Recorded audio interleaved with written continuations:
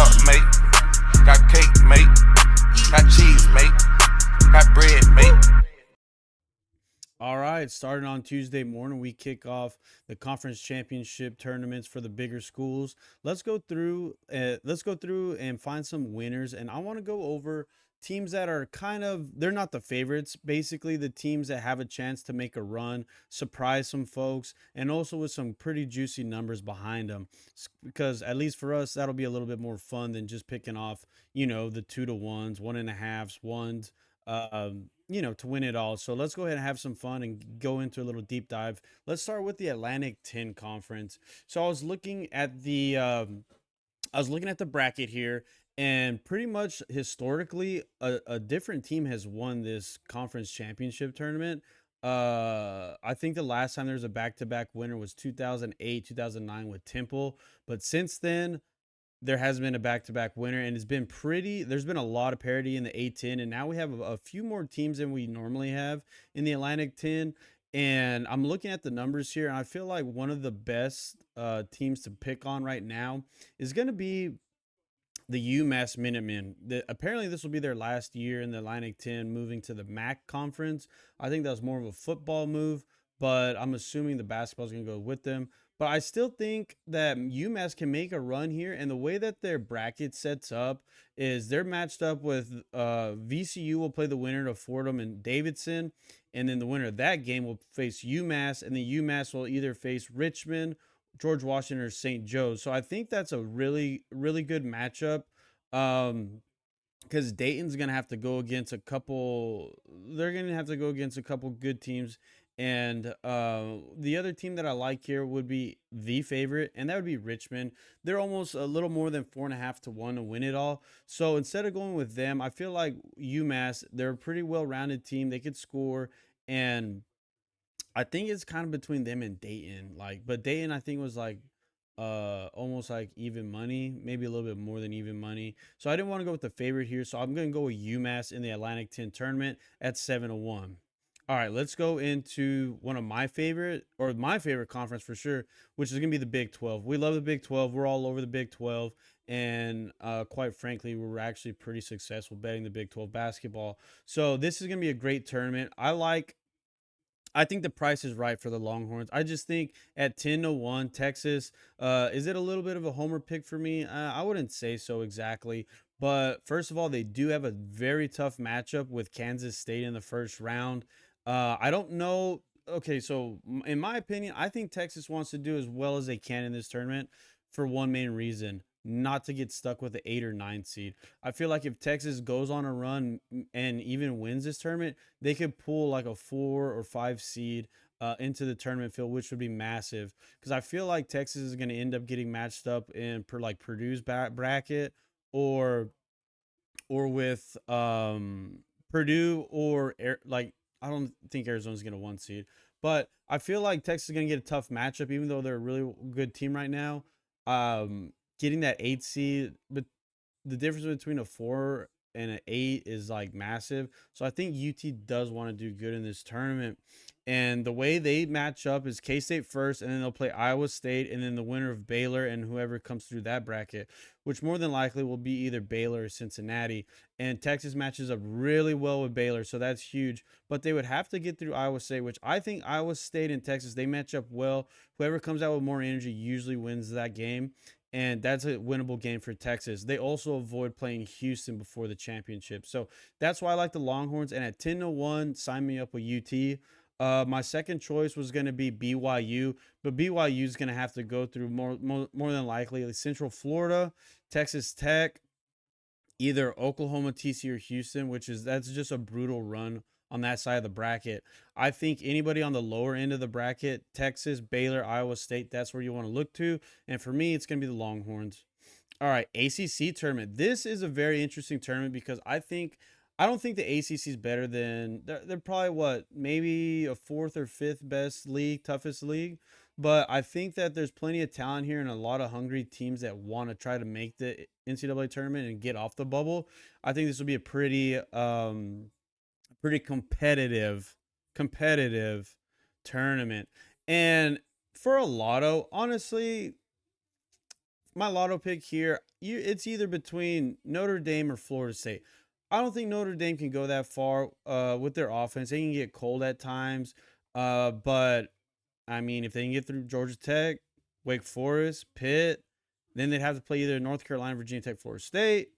I really don't mind, taking if you're going to take Florida State here at 100 to 1, you might as well take Notre Dame at 125 to 1. I mean, is it realistic that they could win? Not so much, but I mean, this is just lotto, something to follow along with. Who I really think that can make a run and win this is Clemson. Clemson's at 8.5 to 1, and I feel like they'll have to play the winner of the win between Boston College and Miami, which I think is very very easy. Something they can do is take on that winner.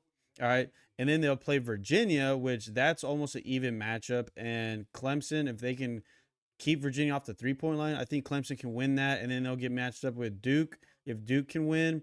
And again, that's another game Clemson could probably win. But like I said, this is obviously a very top heavy conference with North Carolina, Duke, and then who three seed Virginia. I don't really know. Pittsburgh's hungry, Wake Forest is hungry, so you're gonna get the best out of these teams because they're trying to get off the bubble. But like I said, Lotto, I like Notre Dame. Florida State matches up well with North Carolina, so that's why I think Florida State's not a terrible idea because of the way they match up with the Tar Heels. They're actually somebody that can legitimately beat North Carolina. So Notre Dame, Florida State. I like Notre Dame, but I went ahead and stick with Florida State just because if they beat Virginia Tech, they match up as good as anybody with North Carolina because of their size. So Florida State at 100 to 1, and my winner would be Clemson at 8.5 to 1. All right, let's go to the next one. And this is gonna be a little smaller school or smaller conference, and that's gonna be Conference USA. I like the UTEP Miners here. UTEP starts off with Liberty, and if they can get through Liberty, the sky's the limit for UTEP. UTEP at 12 to 1. They can give some of these teams a trouble give them trouble during a quick tournament because they trap, and they play very physical defense for a whole game. So they can give all of these teams a really tough time. And I think if they can get by Liberty, which Liberty's not as good as we thought coming into the season, and if UTEP could speed up Liberty and get them off their game, I think if they can get through that, UTEP could, sky's the limit for the Miners, to be honest with you. And a flyer that I have on here is New Mexico State. They'll have to play the winner of Louisiana Tech, Middle Tennessee, and they gotta have to get by Western Kentucky. But Western Kentucky's offense isn't that great, so they're more of a defensive team. So if they can get by them at 65 to 1, that's just a flyer on New Mexico. But I like UTEP to beat Liberty and then go on a run here. You never know, but a pressing team in a tournament, I kind of like that. So I got the UTEP Miners in Conference USA. All right, next conference, and that's gonna be the American Conference. Just like the ACC Big 12, this is gonna be another very competitive conference tournament because multiple teams here feel like they're tournament teams and they can get in and make some noise, and they did last year with Florida Atlantic moving on against another foe who is now their conference foe in Memphis. But you also have teams that are a little smaller, like SMU, UAB, North Texas, Charlotte. Like these teams think that they can go on a run, not only in this tournament, but to win everything and cut the nets down and get into the NCAA tournament. So here, I honestly have I got Memphis at 5 to 1. Memphis is playing hot as anybody in the conference right now. That's including Florida Atlantic and South Florida. Memphis has found their groove after their injuries, and it sets up really nice for Memphis. So they'll play the winner of Rice Wichita State, and then if they win that, they'll play UAB, and then they'll play the winner of whoever comes out of South Florida, ECU, and Tulsa. So this is a very realistic for Memphis to make a run. The other team I like is also 5 to 1, and that's South Florida. But again, South Florida will, if they win, they'll end up having to play a winner between the Memphis bracket. And at the bottom of the bracket, there's Florida Atlantic, SMU, and Charlotte. SMU, they took some money, it looked like, because their numbers went down, And of course, Charlotte, I think they only played Charlotte once and they got beat by Charlotte. Um, UTSA and Temple play each other. Winner plays SMU. UTSA's beat SMU. So SMU, I really, as a huge SMU fan, I couldn't trust them in this tournament. They're not where they need to be. They're probably be a much better team next year if they don't lose the whole team or anything like that. So, but for me, it's gonna be Memphis 5-1, South Florida 5-1. Florida Atlantic's there; they're the favorites, but I went with getting a little bit of a better price for teams that I think can legitimately move on. All right, so we got American. So now let's go on to another competitive one with everyone trying to get in and off the bubble, and that's gonna be the Mountain West. And this is a stack. This is a stacked tournament. Once we get to the second round, this tournament is gonna be ridiculous. Right now, I have winning is Boise State. I like Boise State for a couple reasons. One, if New Mexico beats Air Force, Boise State matches up perfectly with New Mexico, and that's going to be the worst. That's going to be the worst matchup New Mexico is going to have to deal with. Is going to be Boise State. They just do not match up well with the Broncos. And at Boise State at 6-1, I kind of like that. New Mexico is also 6-1, and I think the winner of that matchup they can make a run in the tournament here because Nevada they're very three dominant and you just never know with the Wolfpack, especially they'll be away, they won't be at home, so they can struggle on the road. I think this is in Vegas, right? I think this tournament's in Vegas. So and then you have UNLV against San Diego State. I think UNLV has a shot just because they are playing at home. And Utah State, again, they're kind of like New Mexico, Nevada. You just don't know which team's going to show up, especially on a neutral. So we'll see. I think at Boise, 6-1 odds, New Mexico, 6-1 odds. The winner of that game, I think, can make it to the finals. And if they play either, Utah State, San Diego State, who I think is going to be the Aztecs. So we'll have to wait and see. San Diego State was plus 260, so that wasn't good enough for a very wide open bracket. If you want a real flyer, I would take Colorado State. But if Colorado State ends up having to play San Diego State, then they'll be in trouble. Colorado State could probably beat all the other schools, but they can't handle the physicality with the Aztecs. So that's who I have: Boise State or New Mexico winning it, and I like Boise just because they match up well with New Mexico for sure. All right, now my favorite that I'm looking forward to for multiple reasons, and that's gonna be the Pac-12 tournament. I've got USC at. I have major tickets on USC to win the national championship because I'm banking on them to win the Pac-12 championship. That's right. I think the Trojans, who have kind of figured out, gotten healthy, and have kind of figured out their team a little bit here. They played Washington well recently. They should have beat them. Same thing with Colorado. And those are both road games, I believe. And then they killed Arizona at home. And I feel like USC can make a run here. But they're going to have the toughest road to get there. They play Washington first, then Arizona, and then, who knows what can happen after that. They're the ninth seed, but somehow if they had the 10th seed like Stanford, they would have had a much easier road to get to the finals. But again, we know USC, they could, if they bring their A game, they could beat Washington. They've proven they can beat Arizona, and anything can happen. But I got USC at 25-1. And then another team, which I don't really want to play this, but if I was to pick a second team, it would be Washington State. I feel like they match up well with everyone in this conference, probably except for USC. And they can beat Arizona, Oregon. Oregon right now, just I'm an Oregon fan, but they're just too hard to trust right now. I don't know. I don't know what they can do and how serious of a contender they are. So I'm passing on Oregon and I'm going with my Trojans and then Wazoo 5-1. But I think USC could win this and I'll be pulling for them 100%. Okay, next tournament. Here's another one. This is gonna be a bloodbath. The Big East tournament, always one of the best tournaments out there. I would not. There's not as much competition as there was last season, but we'll still have some good games like Butler, Xavier, Providence, Georgetown again. But once we get out of that first round, then things start heating up. For me, I like the St. John's Johnnies at 8-1 to win it all. They match up well. I mean, they couldn't have pulled a better matchup, getting Seton Hall in that second round. And then if they win and UConn defeats either Xavier or Butler, which I expect them to do that with ease, St. John's matches up perfectly with UConn, just as good as anybody else in the Big East. So I like Seton Hall to win the Big East tournament at 8-1. I wish it was a better number, but 8-1 can't really complain. And if I was to pick a second team, it would be Creighton at I think it's like almost four, little over 4-1, plus 420, 425. And Creighton's playing as hot as anybody other than UConn in the Big East. But St. John's is hot, and at 8-1, I think the matchups work out perfectly for St. John's. And I like the Johnnies to make some upsets and win this and get into the tournament. Especially, I think if St. John's beats Seton Hall, I think they get into the tournament.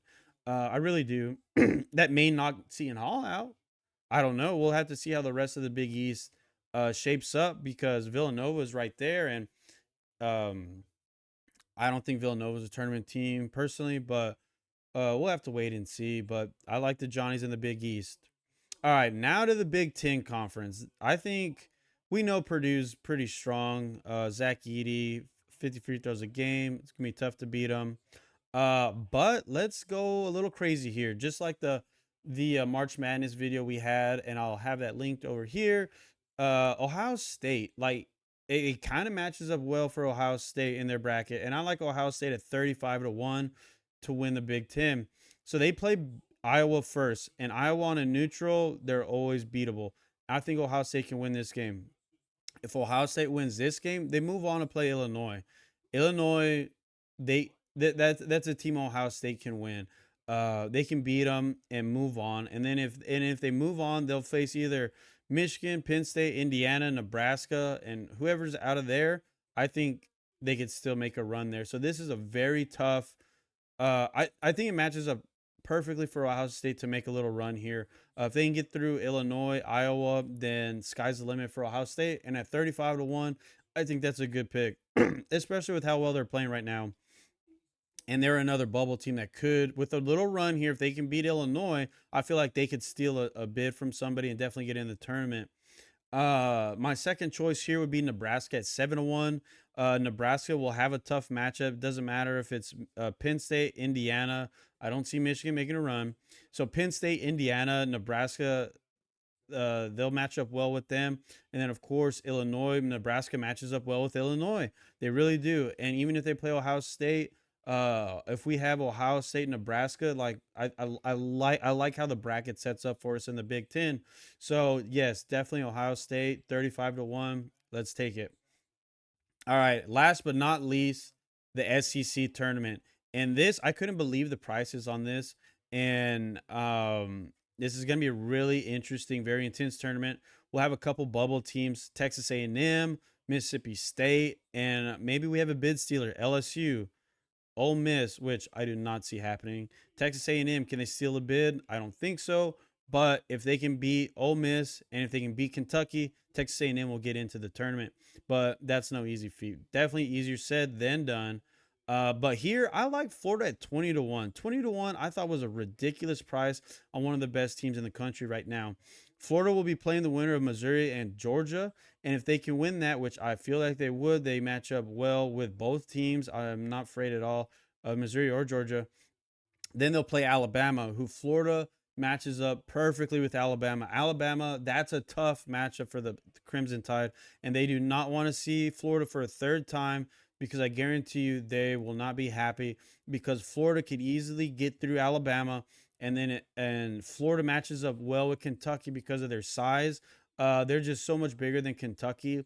And if Florida plays A&M, they match up perfectly with A&M. So I don't understand why Florida's 20-1 to win the SEC championship. I love that price on Florida, and I'll take it all day long. My second choice here is going to be Kentucky at 4-1. The price is right, other than choosing Tennessee, Auburn. I think that's a decent consolation. But if you like South Carolina, go ahead and play the Gamecocks. But for me, it's going to be Florida all the way at 20-1. Ridiculous price. I think Florida can win this, and the bracket sets up perfectly for them.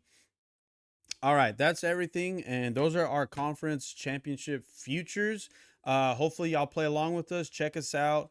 Follow us on YouTube. Check us out on Twitter and our website. That's where we post our college basketball betting cards every single day. Except for this past weekend, we were in Vegas, so we were playing everything and posting it on Instagram. So just follow us on all our socials, subscribe on YouTube, and this is March, baby. March Madness. Let's go ahead and peel off a couple winners, a couple long shot bangers, and let's get these lottos in.